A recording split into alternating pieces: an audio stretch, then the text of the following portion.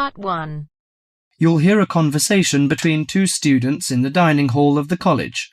First, you have some time to read questions.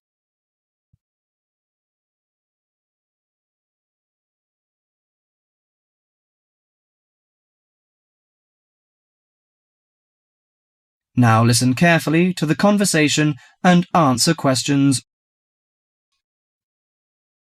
Hi Max, how are you? Hi Melanie, I'm fine. In fact, I'm preparing the coming holidays and I want to have a car tour with my friends. That sounds lovely. How is your preparation? Well, I haven't begun yet because I'm not quite sure how to rent a car and what the expense is like and something like this. Ha, you've run into the right person. I did the same last holiday and I can recommend it to you. I went to Avis Rent-A-Car Company, which is at 14A Dover Road, Oxford. Let me write it down. Is it DOVER? Yes, and the telephone number is 634-0963. But if you book for the first time, dial another number with extension. That is 634-0853, extension 54. Okay, thank you very much. I'll have a try.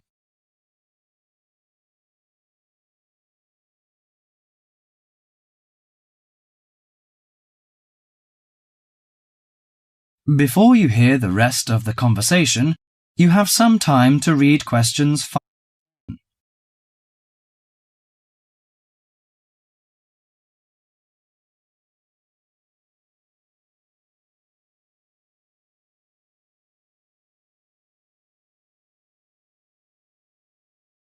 Now listen to the conversation between Max and the assistant. Good morning, Avis Rent-A-Car Company. How can I help you? Hi, I want to book a car for tour. I want to inquire some information about the grade of the cars and the prices. No problem. We offer a wide selection of rental cars to choose from luxury car to economy car, compact car, minivan, and pickup truck. Well, luxury car is obviously out of my price range, but compact or economy is not big enough. You know, we have 7 persons together.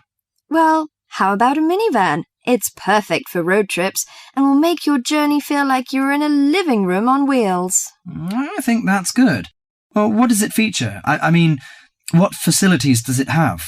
Unlike most minivans with manual transmission, the rental minivan cars have feature automatic transmission, air conditioning, and AM/FM stereo. If you drive a long, smooth way, you can use the cruise control, which will save you a lot of energy. Good. How much is the price? If you rent an intermediate one, it will cost you £55 each day. If it is standard, the cost is £45 per day. I think the standard is enough. Oh, we have a special 50% discount for weekends, from Friday to Sunday. But that doesn't apply to tax, recovery fees, and optional services. Well, what are the optional services? Well, they usually include some extra facilities, like first aid kit or something like that. I know. We plan to start off on Friday, so we have to prepare 1 day in advance. I want to book from 30th of April, which is Thursday, and it will end next Monday. Okay, could you leave your name and the driving license number? My name is Max, and the license number is M9021. Okay, you can pick up the car on Thursday noon. Besides, we offer some optional services like street maps, flashlight, and sunsheet. What would you like to have? Flashlight is not necessary, I think, but street maps are useful, especially when we drive in a strange place. As for the sunsheet, I'd like to give that a miss. We don't want to spend too much extra money. Okay, Mr. Max, thank you for calling.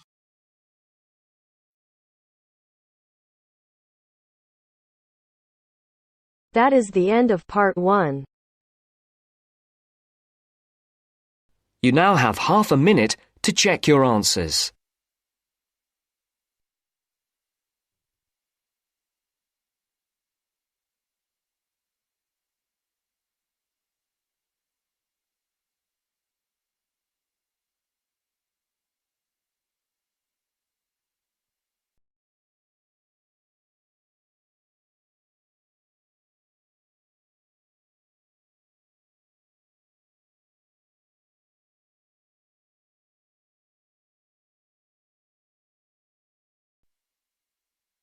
Now turns to Part 2.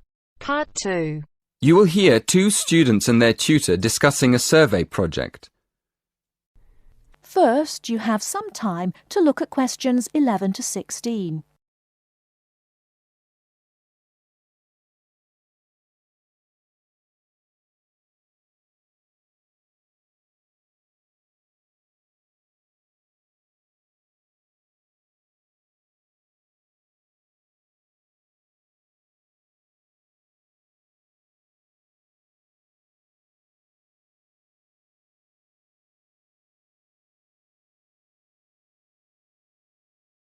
Now, listen carefully and answer questions 11 to 16. So, what's the survey about, Tom? It's about where students want to live and how they choose. Basically, their accommodation preferences. We've actually tried it out with a few students already. Okay, that sounds fine. So, to start with, how many questions have you got? 20? Is that too many? Yes, it is, really. People get fed up answering lots of questions and they stop thinking about their answers. Right, so we need to think about that again. What do you think of the first 3 questions? You want to know what affects students' choice of accommodation when they go to university? Yes, we want to find out which has the most effect. The cost, the number of rooms in the house or flat, or the distance from campus. And then we asked another question. Oh, yes? What else did you want to find out? Well, we wondered whether public transport was important. You know, not many students have cars, so it might be quite important for them to be near somewhere where they could catch a bus or train. Yeah, that's a good question.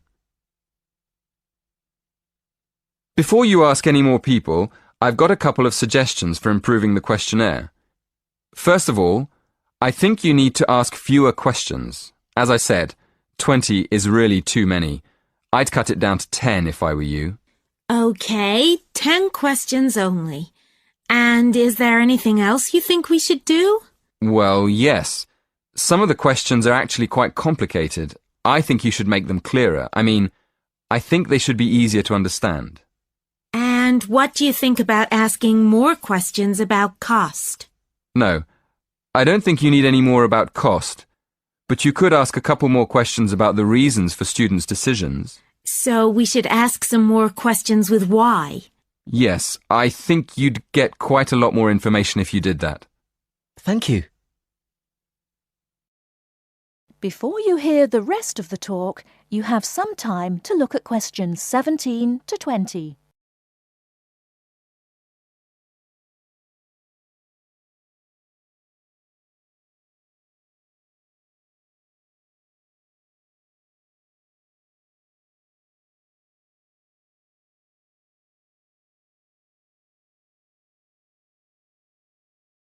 Now listen and answer questions 17 to 20.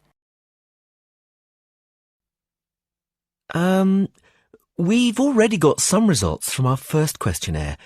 Do you think we could use them? I don't see why not. What have you found out so far? Well, the number of rooms was only important for 16% of the people we asked. It looks like a lot of students are quite happy to share a room, and even fewer people were concerned about being near a bus stop. Only 10%, in fact. I'm surprised about that. But what about the distance from the university? Well, that was quite important. Around 20% of the students we asked wanted to be close to campus. That makes sense. And what about the cost? Yeah, as we expected. The cost was by far the most important factor. More than half the students were concerned with the cost. 54% to be exact. Only 54%? I thought it would be closer to 80%. That is the end of Part 2. You now have half a minute to check your answers.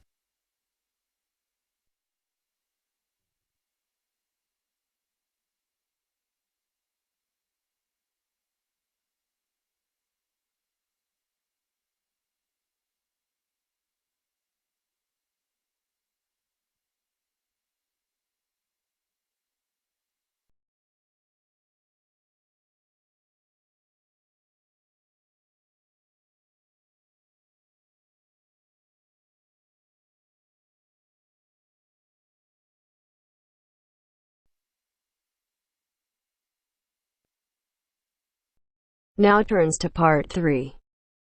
Part 3. You will hear a discussion between three students, David, Joseph, and Carrie. In the first part of the discussion, they will be talking about lounges in different school buildings on campus. First, look at questions 21 to 24.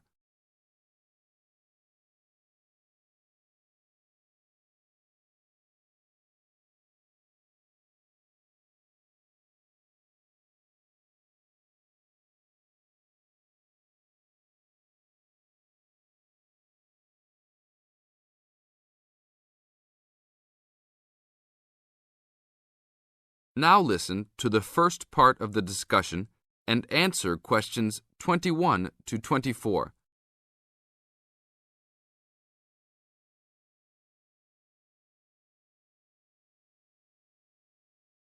Hey, Joseph. Long time no see. How's it going? Oh, hey, David. It's going fine. I'm a little overwhelmed with all these new courses, but I'm hanging in there. Have you met my girlfriend, Carrie? No. Hi, Carrie. Hi, David. Joseph told me about you. You two had quite the time last semester in European history, I hear. Yeah, we like to hang out after class. Now it's a little harder, though. Lounges aren't as good as they were back there in Wilson Hall. Yeah, they had chairs, couches, and tables to put your stuff on. And that lounge was full. There must have been 25 seats in there. Really? The lounge in Jones Hall, where I have my communications course, only has about 10 chairs. It's awful. We all just stand around or leave. I wish we could hang out more. Well, Agriculture Hall is next door. Their lounge is on the first floor, and it has couches. I think there are about 6 of them, and they're comfortable and hardly used at all. That's not a good idea. Thanks. But don't go to lounge at Skidmore Hall. I don't even know why they call it a lounge. It's just 4 chairs in the corner of the main walkway.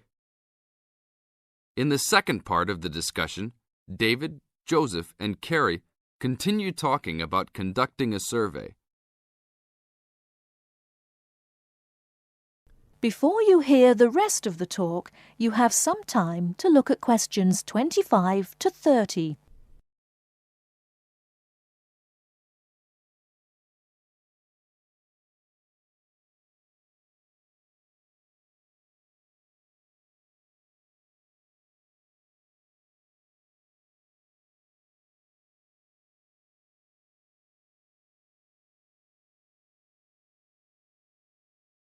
Now listen and answer questions 25 to 30.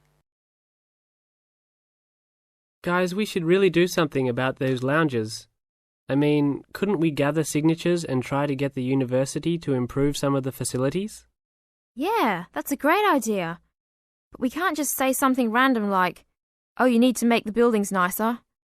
We should come up with some kind of ranking system and have students rank buildings, how beautiful they are, how nice they are, etc. Well, if we were ranking on a scale of 1 to 3, you all know that I would rank Skidmore Hall a 1. Like I just said, that place is awful. No facilities. The bathrooms are way down in the basement. You're right. But they do have a nice balcony on the 3rd floor. That might increase its value. But you shouldn't rank the architecture. You should rank how nice the building is for students to hang out in. Oh, okay, then I agree with you. So should we do this? I think it's a great idea. But let's try it ourselves on a couple buildings so that we can work out any bugs in it. I think Wilson Hall is the best.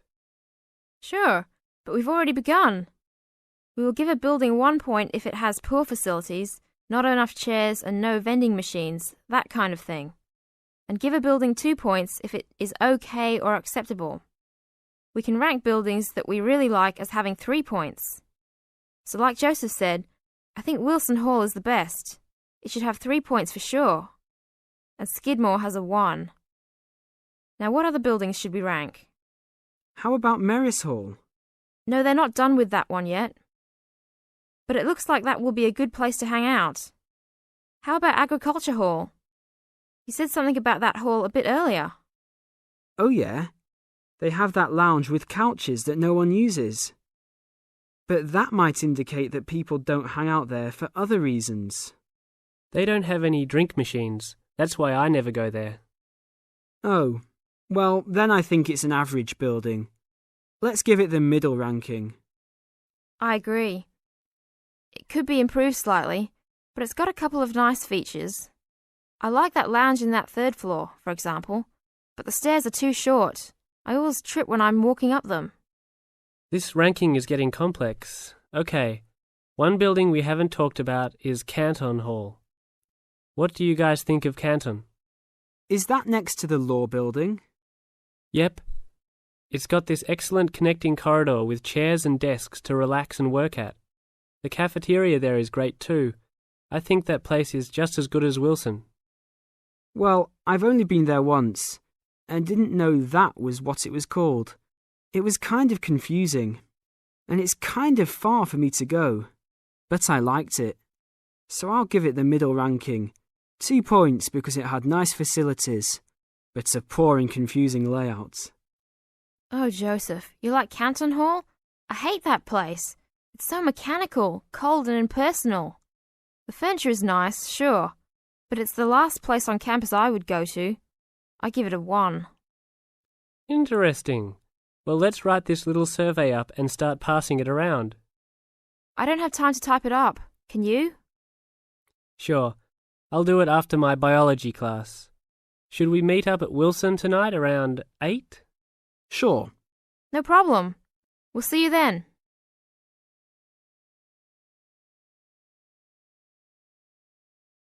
That is the end of part 3. You now have half a minute to check your answers.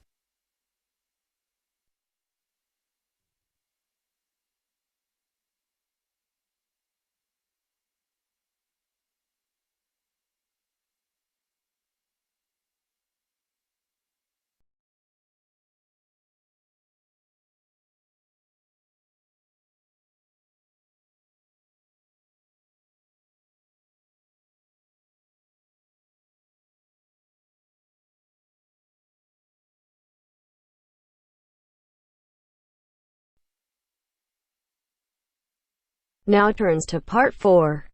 Part 4. You will hear a lecturer talking about the solar eclipse in history. First, you have some time to look at questions 31 to 36.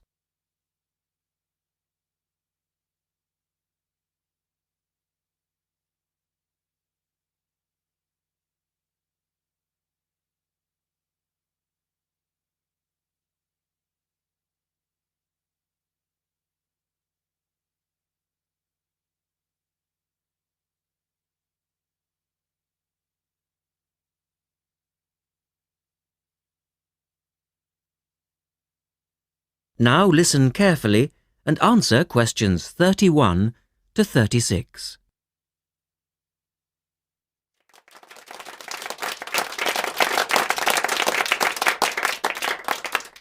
Good evening and welcome to this month's Observatory Club lecture. I'm Donald Mackey and I'm here to talk to you about the solar eclipse in history. 1,000 years ago, a total eclipse of the sun was a terrifying religious experience. But these days, an eclipse is more likely to be viewed as a tourist attraction than as a scientific or spiritual event. People will travel literally miles to be in the right place at the right time to get the best view of their eclipse. Well, what exactly causes a solar eclipse when the world goes dark for a few minutes in the middle of the day? Scientifically speaking, the dark spot itself is easy to explain. It's the shadow of the moon streaking across the Earth. This happens every year or two, each time along a different, and to all intents and purposes, a seemingly random piece of the globe. In the past, people often interpreted an eclipse as a danger signal heralding disaster, and in fact the Chinese were so disturbed by these events that they included among their gods one whose job it was to prevent eclipses. But whether or not you're superstitious or take a purely scientific view, Our earthly eclipses are special in three ways. Firstly, there can be no doubt that they're very beautiful. It's as if a deep blue curtain had fallen over the daytime sky as the sun becomes a black void surrounded by the glow of its outer atmosphere. But beyond this, total eclipses possess a second, more compelling beauty in the eyes of us scientists, for they offer a unique opportunity for research. Only during an eclipse can we study the corona and other dim things that are normally lost in the sun's glare. And thirdly, they are rare. Even though an eclipse of the sun occurs somewhere on Earth every year or two, if you sit in your garden and wait, it will take 375 years on average for one to come to you. If the moon were any larger, eclipses would become a monthly bore. If it were smaller, they simply would not be possible. The ancient Babylonian priests, who spent a fair bit of time staring at the sky, had already noted that there was an 18-year pattern in their occurrence, but they didn't have the mathematics to predict an eclipse accurately. In the second part, the speaker talks about a number of scientists. Look at questions 37 to 40.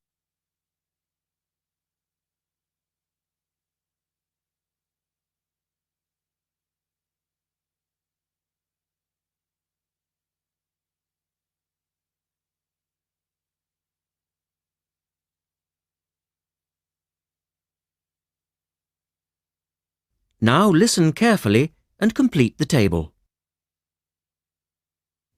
It was Edmund Halley, the English astronomer, who knew his maths well enough to predict the return of the comet, which incidentally bears his name, and in 1715 he became the first person to make an accurate eclipse prediction. This brought eclipses firmly into the scientific domain, and they've since allowed a number of important scientific discoveries to be made. For instance, in the eclipse of 1868, two scientists, Janssen and Lockyer, were observing the sun's atmosphere, and it was these observations that ultimately led to the discovery of a new element.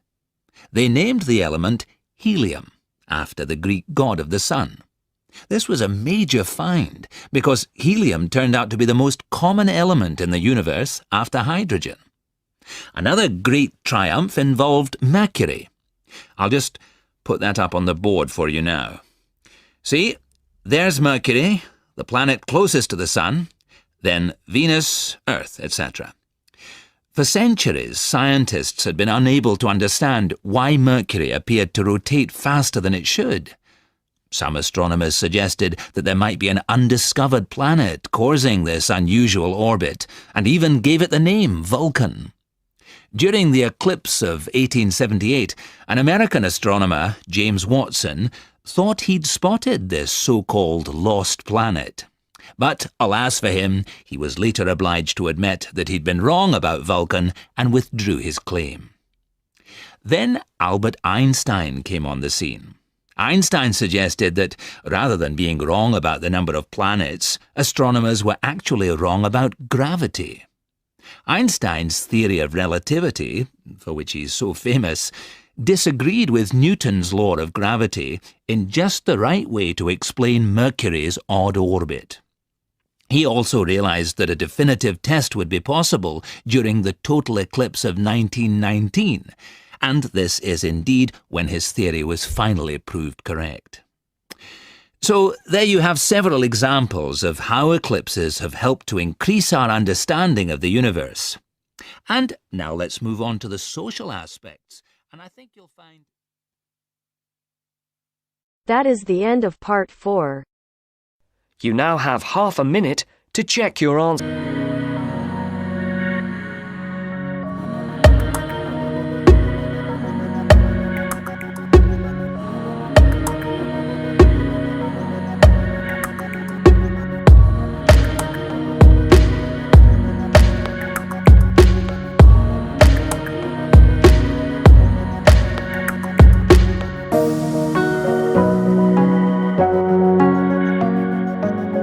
everyone, welcome to our channel. Today in this video I'll discuss with you writing task 2, and the question for today is the number of plants and animal is declining.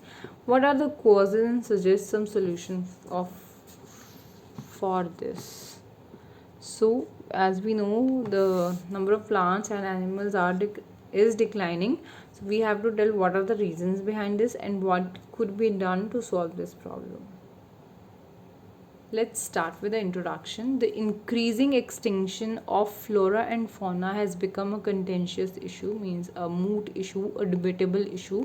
For many reasons, human activities and deforestation are the primary factors behind this. Now, there are a lot of causes behind this, but out of that, human activities and deforestation are the primary factors. However, afforestation, awareness campaigns and stringent penalties and actions by the government can help to alleviate the issue. So these are some suggestions which could be taken to reduce this issue or to control this issue. Starting with the body paragraph 1, in which we will be discussing the reasons, and in body paragraph 2 we will be discussing the solutions. The environment is undeniably changing as a result of countless human activities and developments which overtly or covertly impacted plants and animals. So the environment is changing, and this is the result of the human activities and the developments which are directly and indirectly impacted the plants and animals. The main reason for this is global warming, which is caused by pollution and carbon emissions from vehicles and industries. The forest, for example, has caught fire several times, destroying vegetation and species. Another issue could be the rapid removal of trees for the construction of dwellings, means houses and companies, which not only reduces greenery but also has an impact on animal habitat and survival. So these are some reasons behind this. Like the first one is global warming, which is caused by pollution and carbon emission, which is again caused by humans as they are using vehicles and industries which are constructed by humans. The forests are also catching fire several times, which destroys the vegetation, means plants and species.